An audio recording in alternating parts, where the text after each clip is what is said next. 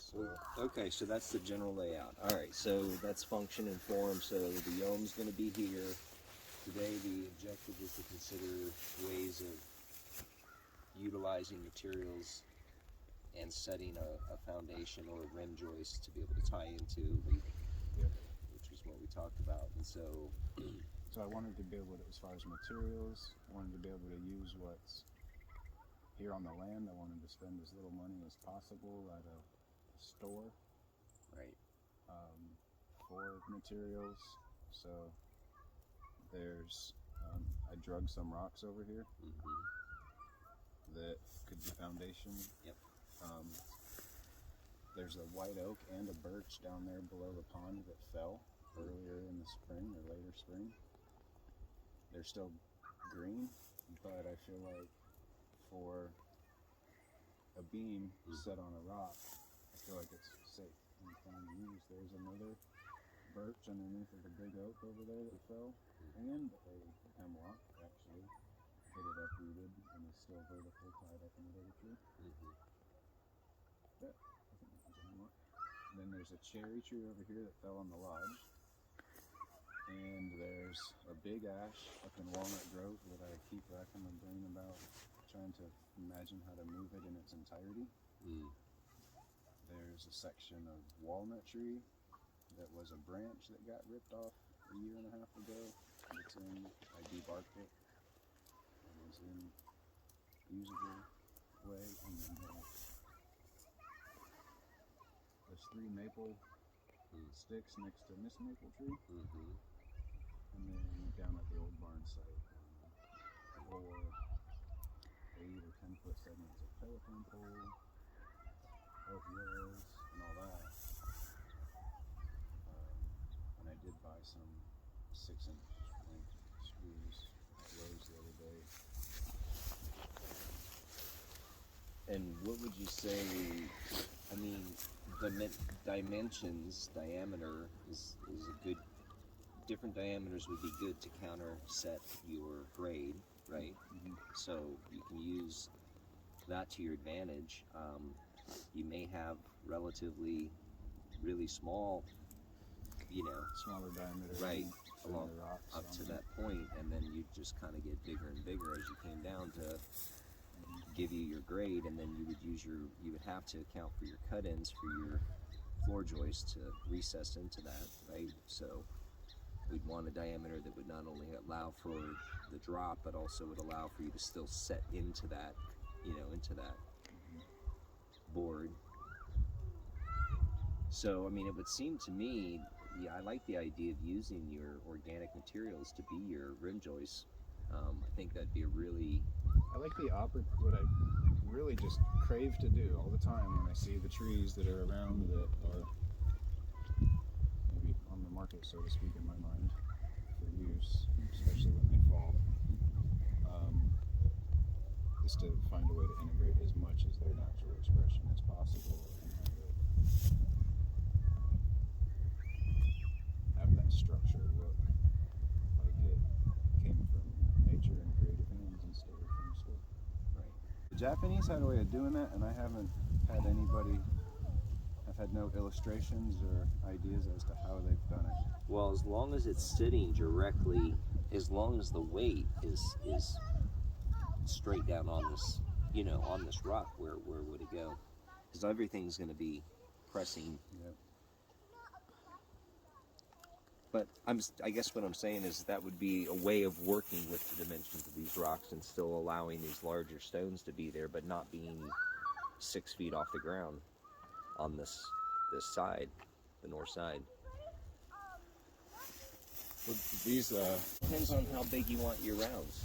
Like right. If you want to use rounds that are massive, like they would need to be probably ideally no thinner than, no smaller than 6 inches, because we wouldn't use anything less than 2x6. The round is stronger than a cupboard like that. But you're still cutting into it to put your JBL joists in it, plus, so you've got to account for that. I mean, I'm thinking 12 to 18 inches minimum would be what you'd want to do, because you really want if you're going to use that and do a recess channel to set your LVL joints in, right? Which I think is a great way of doing it. Because you can put straps on the inside of that log to your joist, and that keep everything. Well, I'll keep it locked in anyways. But I mean, if my log is like this and I do like a cut, a rectangular cut into it that matches the width of that LVL, right, and even if that little slot was only like this deep and had an angle to it, and then that LVL top of the tier and cut a matching angle in that, right, then it'd sit down in, right. and have a little bit of a. How tall are the joists? 12 inches? The narrowest ones I think are 12, and they go up to like 18 is the tallest. So you have different dimensionals. Yeah, different. Okay. So then we have to account for that too in our lumber to support. Well, like the thinner ones Mm-hmm. could be used up here, so they don't have to go as deep. And Right. the fatter ones To the backside because we can allow for that depth, right? So, and do you think you have enough of those joists to tie into a rim joint, like, and make your pie? So yeah, one of these rocks or a rock, ideally the biggest one, as far as Support the center stand in the center, and then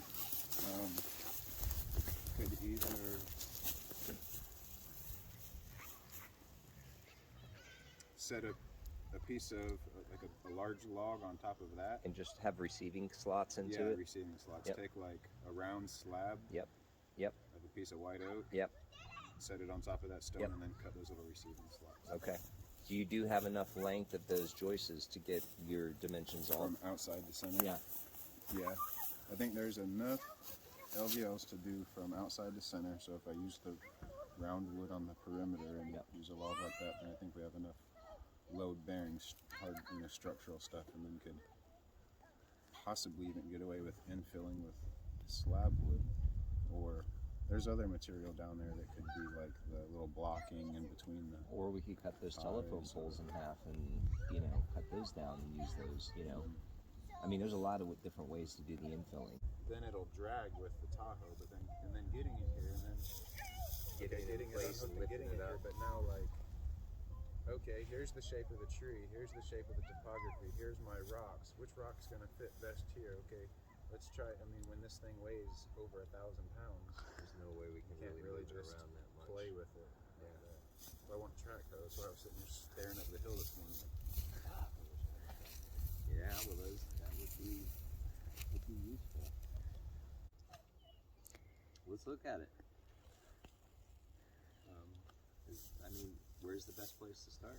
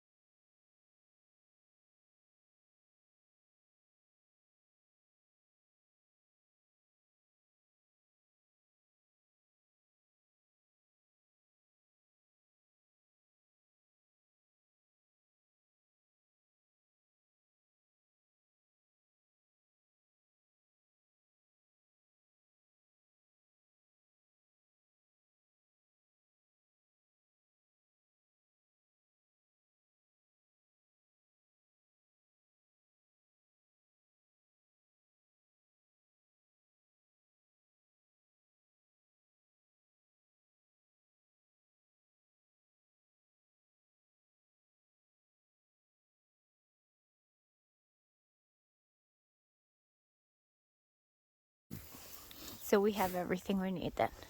So, Just gotta. one of the things I was thinking is just when we get these.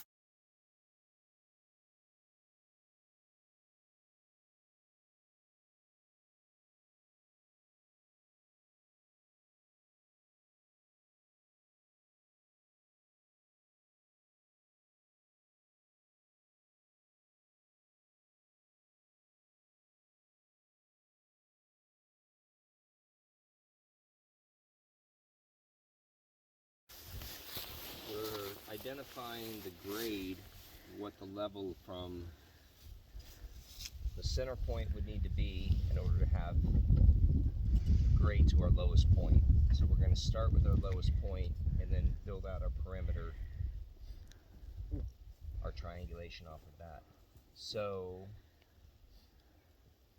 what that's telling us is that's telling us how high we need our center point to be in order to receive an outside perimeter. Yep, so we need to actually take that line up in order to receive our rim joist out here, right? So, so what I'm saying is this would need to come up, right? In order to allow for our level to receive a rim joist. I have a dozen of these if these would be helpful. So in order to get a rim joist roughly that dimension over here, this is what your center point is going to need to be, Greg, on your lowest side. In order to get a rim joist, In order to 12 inches, did you in say? order to get a rim joist to receive your, this is what your center plate's going to have to be in order for all your truss to sit, your floor joists to sit into this. It's going to be at this level. So you're kind of going to, being that this is the high side of the slope, right, determine how high you want to be off the ground, and then we adjust, accordingly this way. You start pulling it. And that's the first measurement, that center post. Yep. Do that height there.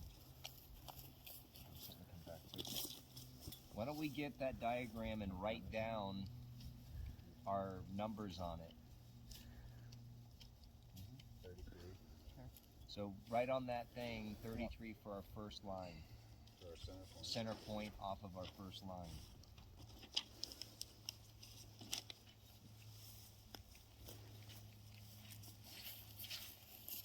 So there you go. So now,